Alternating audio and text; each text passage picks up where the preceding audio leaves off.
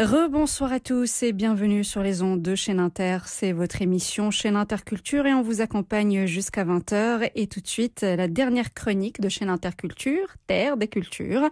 Alors ce soir, on va parler de la 3e saison du concours L'Architecte, soutenu principalement par le Centre régional d'investissement de Fès Meknès, la Fondation Maghribna et l'Université privée de Fès, qui a été lancée le 12 janvier dernier à Fès. Et pour en parler, bien, nous avons le grand plaisir d'accueillir parmi nous Selma Ben Saïd, fondatrice du projet et des plateformes Diana Maroc et Maghribna, conceptrice et productrice audiovisuelle. Bonsoir Selma Ben Saïd et bienvenue sur les ondes de Chaîne Inter. Bonsoir Mouna, merci de m'inviter. Merci à vous d'avoir répondu à notre invitation. Alors tout d'abord, quelques mots sur la fondation Maghribna, co-organisatrice de l'événement. Alors, je vais plutôt parler de Diana Maroc, qui est la plateforme organisatrice des concours, avec en partenariat la Fondation Maghribna, comme vous l'avez cité, et puis aussi en partenariat avec plusieurs institutions. D'ailleurs, il y en a celles qu'on a mis en avant parce qu'elles étaient les premières, mais il y en a d'autres qui arrivent aussi et qui vont nous accompagner sur ce beau projet. D'accord. Voilà. Oui. Et donc, Diana Maroc est une plateforme de networking et de création autour de la belle Maroc et de ses valeurs, et qui sont le patrimoine, le capital humain, l'histoire et l'identité. Et donc, depuis, nous existons par cette plateforme depuis 4 ans. En fait, c'est une manière de capitaliser sur ma carrière de 22 ans en télé. D'accord. Oui. Et donc c'est ainsi que en fait la plateforme a été créée pour toucher le cœur de cible aujourd'hui, qui est la jeunesse marocaine, et donc les conservateurs et tous les acteurs qui innovent dans la marque marocaine et dans le patrimoine et les valeurs du Maroc. Voilà. Et ça fera exactement 3 ans maintenant qu'on réalise des projets concours qui tournent autour du patrimoine et de la culture marocaine. Très bien. Alors justement, Selma Ben Saïd, présentez-nous le concours L'Architecte et quels étaient les objectifs derrière son organisation. Alors très bien. Donc l'Architecte en fait vient dans la 3e saison des concours Maghribna Patrimoine. Donc en fait les premiers concours sont Maghribna Patrimoine. Grâce à ces concours, nous avons fédéré une jeunesse pour qu'elle vienne parler de son patrimoine, qu'elle le prenne en photo, qu'elle le mette même sur des scénarios vidéo et qu'elle en parle avec un beau texte, donc de storytelling. Et donc nous avions avec nous pas mal d'universités comme des écoles privées publiques, notamment l'université l'ENSA de Mohamedia, les collèges La Salle et l'université privée de Fès. Et lors de la 3e saison, on a pensé à nous élargir dans le patrimoine et à toucher le patrimoine architectural, puisqu'on a remarqué sur 2 ans de concours Maghribna Patrimoine qu'il y avait énormément de patrimoine bâti qui était mis en avant. C'est une chose qui est tout à fait normale parce que le Maroc, la façade ou plutôt la façade d'une histoire, c'est d'abord son bâti. Et puis donc il y a le matériel et l'immatériel. Et donc c'est comme ça qu'on a pensé à l'architecte, mais l'architecte avec un grand A. Ça veut dire que c'est un concours pluridisciplinaire.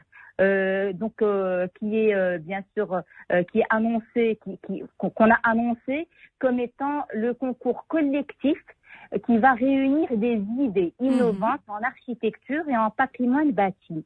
Donc ça interpelle le patrimoine, l'architecture frugale, ça interpelle l'anthropologue, l'urbanisme, l'art numérique, le génie civil, le patrimoine, l'architecture, l'écologie, etc., l'urbanisme, et aussi le respect de l'environnement, parce qu'aujourd'hui, c'est le grand sujet, et puis c'est un sujet que nous avons, qui a été bien sûr mis sur la table depuis quelques années, mais aujourd'hui et cette année, enfin, il faut vraiment en parler. Et donc, tout ce qui est reconception, ou conception, ou construction, ou projet quelconque, doit être basé sur des valeurs qui respectent la culture, mais aussi la durabilité. Donc, cet engagement responsable qu'on devrait inculquer, qu'on doit ensemble inculquer à la jeunesse marocaine qui attend à ce qu'elle s'engage dans ce grand débat et qu'elle présente des idées Voilà, donc l'architecte est là pour réunir les idées innovantes de la jeunesse marocaine. C'est un concours national qui est ouvert à toutes les universités, à tous les étudiants en architecture, en anthropologie, en art numérique, comme j'ai dit, en urbanisme, parce qu'il faut savoir que nous allons avoir, Inch'Allah, des dossiers en architecture, mais aussi tout ça va être accompagné par de la vidéo, parce que, in fine, plus tard, on va réaliser un documentaire toujours avec la jeunesse marocaine, d'accord, et qui sera encadré par le réalisateur Atman Nasseri et moi-même. Alors justement, quels sont les critères sur lesquels vous vous basez pour sélectionner les étudiants participants? Alors voilà, nous sommes déjà sur des esquisses architecturales qu'il faut proposer. Nous allons être aussi sur des photos inspirantes. D'accord, donc les étudiants seront amenés à sortir dans le Médina, sachant aussi que la première édition se passe sur la région Fès Meknès. Donc c'est une première édition et dans chaque édition il y a une région qui sera mise en avant.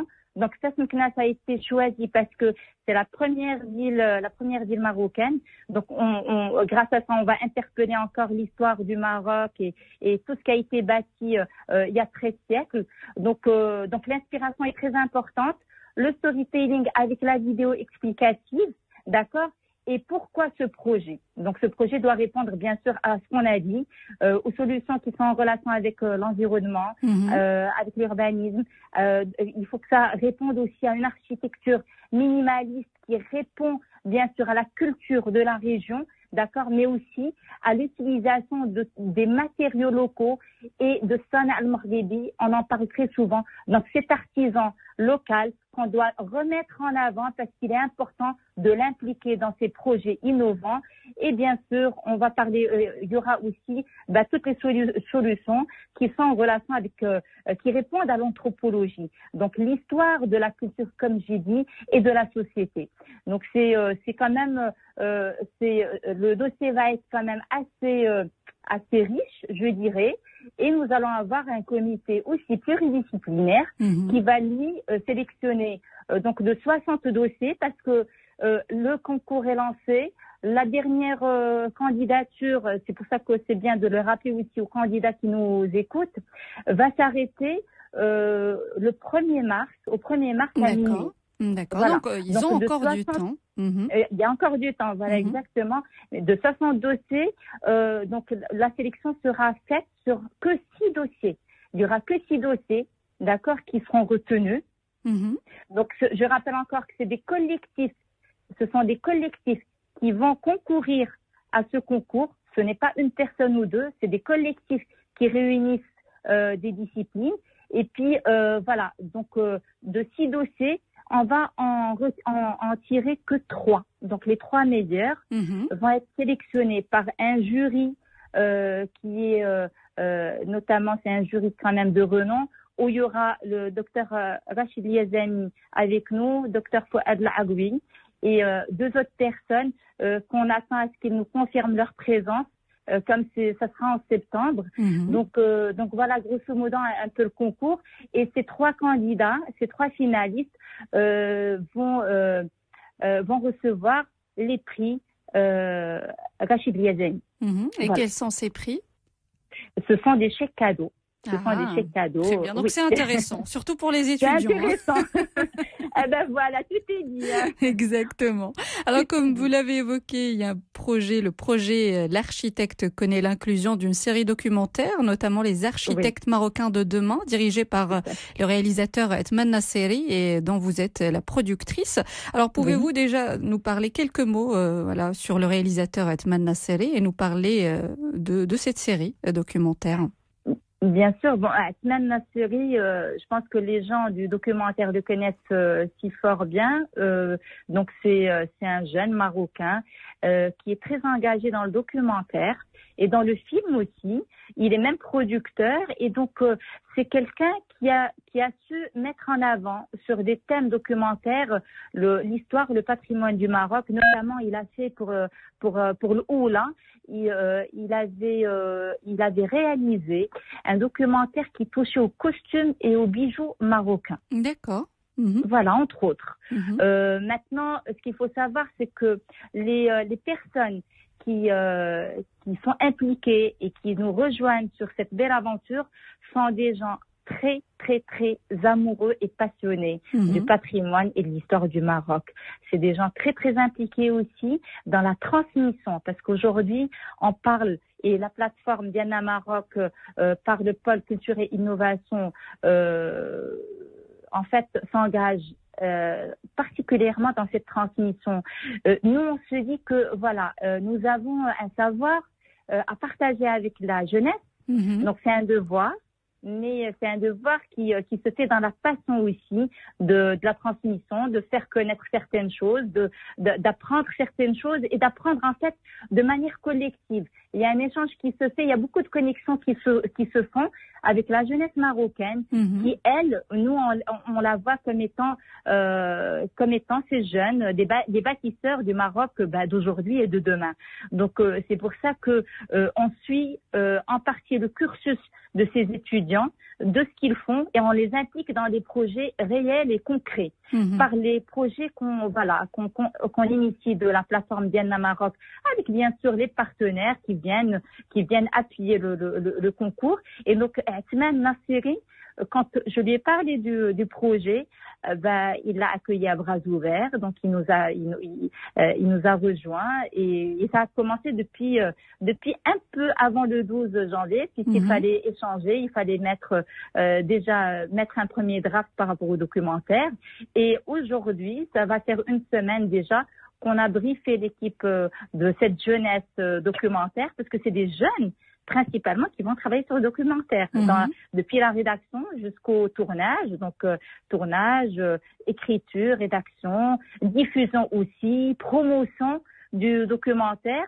Mais ça commence déjà à partir des coulisses des coulisses des candidats qui se sont déjà inscrits et qui commencent à travailler sur le dossier de l'architecte. Très bien. En tout cas, un concours très intéressant pour, comme vous avez dit, la préservation de notre patrimoine matériel et immatériel du Maroc. Alors, que peut-on faire de plus en tant que société civile pour préserver ce patrimoine, selon vous, Salma Ben Saïd? Alors, c'est une très, très belle question. Merci. Et que j'applaudis sincèrement. Alors, moi, chaque fois quand on me pose la question, je leur dis que ça commence déjà à partir du foyer. Donc, ça commence à partir de l'éducation. De l'éducation, tout à fait. Et ça commence c'est-à-dire que l'échange doit se faire avec nos enfants depuis leur jeune âge. Donc, il y a l'éducation, il y a la télé. Disons que c'est l'outil de masse pour toute la famille. Donc, c'est important qu'on sente et qu'on voit notre culture traverser nos écrans, mais être tout le temps là, présente, que ça soit sur nos infos ou sur nos séries documentaires, sur nos séries, téléfilms, films, etc., etc.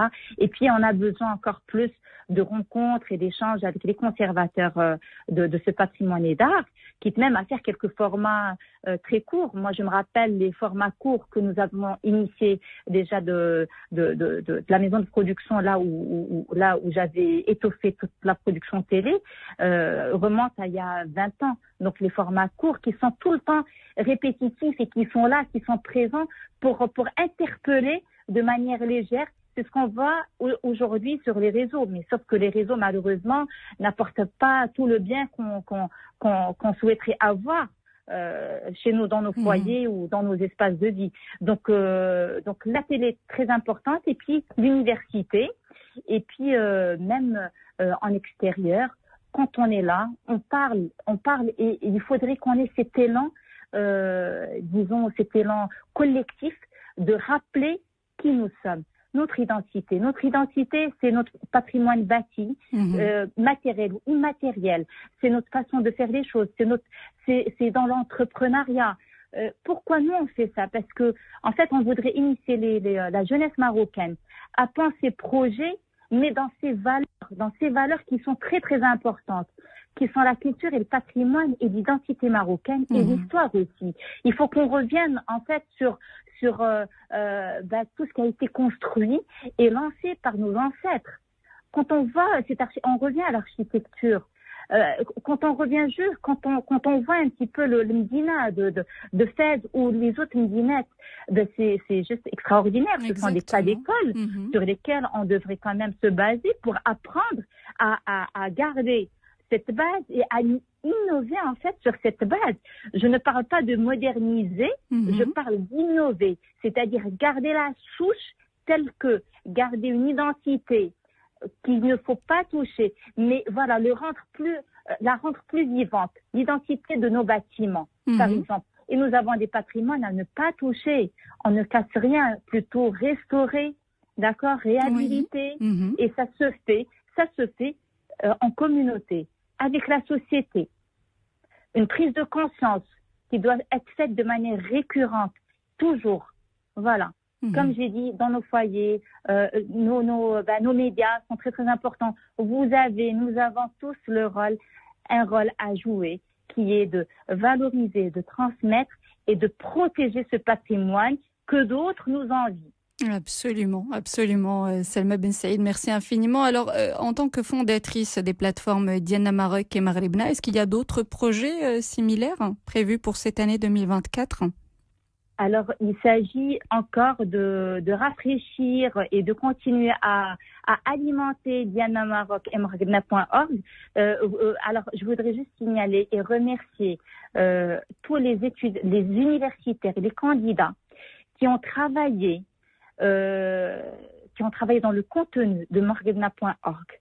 C'est grâce à leurs photos, à leur storytelling, à leurs vidéos, d'accord, et à toute la recherche que la famille Diana Maroc et Maghribna.org a fait, que Maghribna.org a vu le jour. Et elle a vu le jour il y a 4 mois. Donc on parle, j'invite les Marocains qui nous écoutent à intégrer ce site, à regarder ce portail, à le voir de près, parce que ça parle d'histoire du Maroc de manière assez brève, mais assez concentrée, comme on parle de patrimoine vivant, comme on parle de culture, etc. Donc, nous, ce qu'on continuera à faire, c'est toujours ces projets concours, d'accord, et ces documentaires qui vont accompagner surtout le projet concours l'architecte. Alors, Maghribna Patrimoine continue à flatter et puis voilà, à drainer, à fédérer cette jeunesse autour de la photo patrimoniale de l'histoire du Maroc et donc par le storytelling aussi, il faut le rappeler. Nous, bien sûr, la plateforme Diana Maroc, à part le pôle culture et innovation, nous avons un pôle qui s'appelle Artisigner. Et donc, c'est un pôle qui associe l'artisan avec le designer pour repenser objets, pour repenser mobilier, pour repenser même tout ce qui est ornements ancestraux sur lesquels on apporte de la nouveauté et qu'on intègre dans le pôle ou dans l'agence Home de Diana Maroc. Donc on est sur des chantiers et sur des espaces à agencer, à aménager et dans lesquels on intègre tout le travail qui a été fait et réalisé par les artisaners de la plateforme Diana Maroc. Donc voilà, donc on continuera à bien sûr avoir réunir toute cette tradition avec l'innovation qui est très très importante et puis à rappeler qui nous sommes et comment on doit entretenir tout ça par les projets concours qui bien sûr continueront parce que c'est à chaque édition nous avons des choses à créer puis à partager et à fédérer toutes les institutions et tous les acteurs actifs de ce Maroc à se joindre à nous. Merci, voilà. Merci infiniment Salma Ben Saïd pour votre intervention et puis on vous dit à très très bientôt pour d'autres actualités.